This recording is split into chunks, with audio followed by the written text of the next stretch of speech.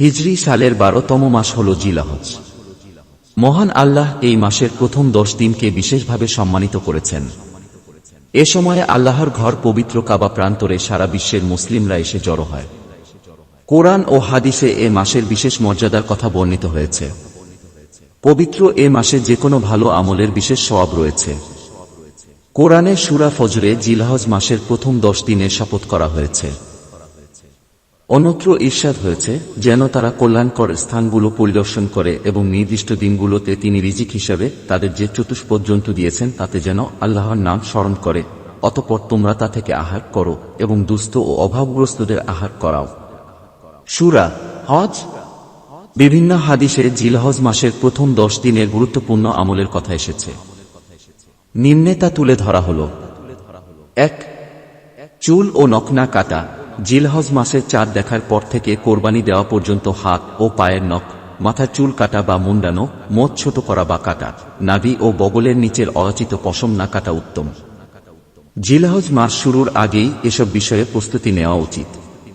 উম্মে সালামা রাদিয়াল্লাহু আনহা থেকে বর্ণিত, রাসূল সাল্লাল্লাহু আলাইহি ওয়াসাল্লাম বলেছেন, তোমরা জিলহজ মাসের নতুন চাঁদ দেখলে এবং তোমাদের কেউ কোরবানির ইচ্ছা করলে সে যেন নিজের চুল ও নখের কোনো কিছু না কাটে। মুসলিম। অন্য বর্ণনায় এসেছে, যে ব্যক্তি কোনো জন্তু কোরবানি দেবে সে যেন জিলহজ মাসের নতুন চাঁদ দেখার পর নিজের চুল ও নখ থেকে কোনো কিছু স্পর্শ না করে। মুসলিম।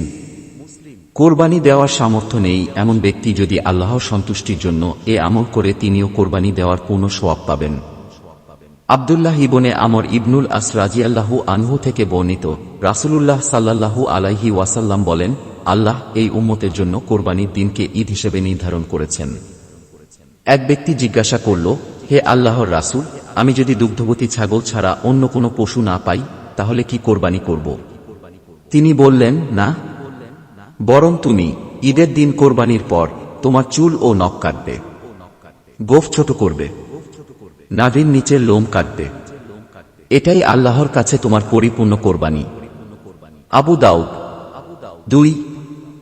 রোজা রাখা। জিলহজ মাসের প্রথম ৯ দিন রোজা রাখা সুন্নত। এসব দিনে রোজার বিশেষ ফজিলত বর্ণিত হয়েছে। হাফসা রাদিয়াল্লাহু আনহু বর্ণনা করেছেন, ৪টি আমল নবী করিম সাল্লাল্লাহু আলাইহি ওয়াসাল্লাম কখনো ছাড়তেন না। আশুরার রোজা, জিলহজের প্রথম দশকের রোজা, প্রতি মাসের ৩ দিনের রোজা, ফজরের আগে ২ রাকাত সুন্নত নামাজ। সুনানে নাসাই। আর ৯ জিলহজ তথা আরাফার দিন রোজা রাখলে আগে ও পরে ১ বছর গুনাহ মাফ হবে। রাসূলুল্লাহ সাল্লাল্লাহু আলাইহি ওয়াসাল্লাম বলেছেন, আরাফার দিন ৯ জিলহজ রোজার বিষয়ে আমি আল্লাহর কাছে আশাবাদী যে তিনি এর মাধ্যমে বিগত ১ বছর ও আগামী বছরের গুনাহ মাফ করবেন। মুসলিম। ৩. জিকির করা। জিলহজ মাসের প্রথম ১০ দিন বেশি পরিমাণ জিকিরের কথা হাদিসে এসেছে। বিশেষত তাকবীর, আল্লাহু আকবার, তাহমিদ, আলহামদুলিল্লাহ, তাহলিল, লা ইলাহা ইল্লাল্লাহ ও তাসবিহ, সুবহানাল্লাহ পড়া সুন্নত। ইবনে ওমর রাদিয়াল্লাহু আনহু থেকে বর্ণিত, রাসূল সাল্লাল্লাহু আলাইহি ওয়াসাল্লাম বলেছেন, আল্লাহর কাছে কোনো দিবস ও তাতে আমল করা জিলহজ মাসের ১০ দিনের চেয়ে অধিক প্রিয় মর্যাদাপূর্ণ নয়। অতএব তোমরা তাতে বেশি পরিমাণ জিকির লা ইলাহা ইল্লাল্লাহ, আল্লাহু আকবার ও আলহামদুলিল্লাহ পড়ো।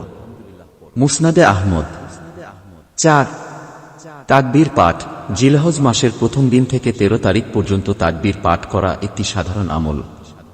তবে জিলহজ মাসের ৯ তারিখ ফজরের নামাজ থেকে ১৩ তারিখ আসরের নামাজ পর্যন্ত মোট ২৩ ওয়াক্ত ফরজ নামাজ শেষে তাকবীর বলবে। এটাকে তাকবীরে তাশরিক বলা হয়। এ সম্পর্কে আল্লাহ বলেন, তোমরা নির্দিষ্ট দিনগুলোতে আল্লাহকে স্মরণ করো।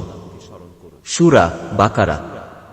ইবনে আব্বাস রাদিয়াল্লাহু আনহু বলেছেন, এখানে নির্দিষ্ট দিন বলতে জিলহজ মাসের প্রথম ১০ দিন উদ্দেশ্য করা হয়েছে।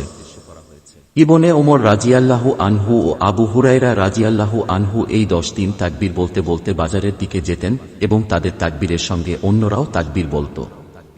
মুহাম্মদ বিন আলী নফল নামাজের পরও তাকবীর বলতেন। বুখারী। তাকবীর হল আল্লাহু আকবার, আল্লাহু আকবার, লা ইলাহা ইল্লাল্লাহু ওয়াল্লাহু আকবার, আল্লাহু আকবার ওয়ালিল্লাহিল হামদ। অর্থ, আল্লাহ বড়, আল্লাহ বড়, আল্লাহ ছাড়া কোনো উপাস্য নেই। আল্লাহ বড়, আল্লাহ বড়, সব প্রশংসা আল্লাহর জন্য। দারুকুতনি। 5 হজ ও ওমরাহ করা। পবিত্র হজ ও ওমরাহ জিলহজ মাসের অন্যতম আমল। নির্দিষ্ট পরিমাণ সম্পদের মালিক হলে জীবনে একবার হজ করা ফরজ।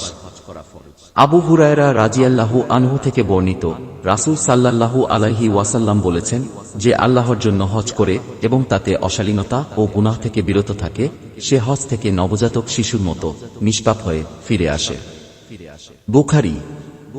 অন্য হাদিসে এসেছে, ইবনে মাসুদ রাদিয়াল্লাহু আনহু থেকে বর্ণিত, রাসূল সাল্লাল্লাহু আলাইহি ওয়াসাল্লাম বলেছেন, তোমরা ধারাবাহিকভাবে হজ ও উমরাহ পালন করো, অর্থাৎ সঙ্গে সঙ্গে করো। তা এমনভাবে মুমিনের দরিদ্রতা ও পাপ মোচন করে, যেমন কামারের আগুনের হাপড় লোহা, স্বর্ণ ও রূপের ময়লা দূর করে। আর কবুল হজের প্রতিদান জান্নাত ছাড়া কিছুই নয়। তিরমিজি। 6 কোরবানি করা। জিলহজ মাসের বিশেষ আমল হল কোরবানি করা। যতটুকু সম্পদ থাকলে যাকাত ওয়াজিব হয়, ততটুকু সম্পদের জন্য কুরবানি ওয়াজিব হবে।